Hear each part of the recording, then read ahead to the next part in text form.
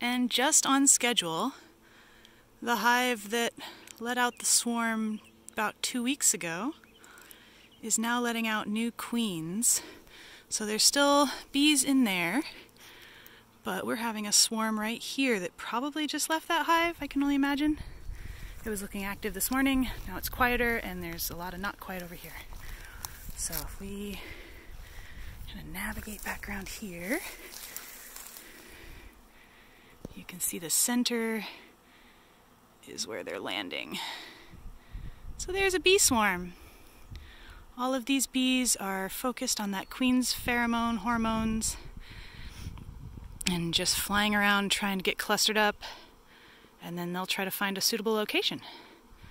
So we will take this opportunity to provide them a suitable location. We had a bear attack a couple weeks ago, and one of the hives that got fully eaten is now queenless, but there's a lot of workers in there trying to rebuild, so hopefully this will be a perfect queen for them, and we'll be able to have all 5 of our hives in working order.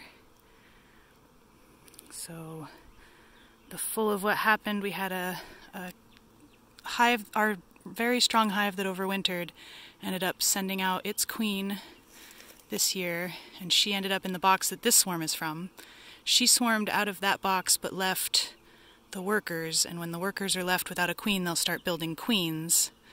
So now that she's left that box for a few weeks, the queens that they built because she wasn't there are now starting to have their own swarms. So the box that she made earlier this year is now empty of her and creating its own queens, including this queen and a couple more that'll be in that box. So we'll be able to get a couple more swarms and a couple more hives started, all off of one hive that survived the winter.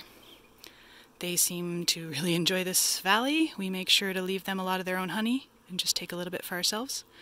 I would much prefer bees that don't make so much honey I don't know what to do with it and then survive the year each year, to bees that make me a ton of honey but I have to buy new bees because they keep not thriving.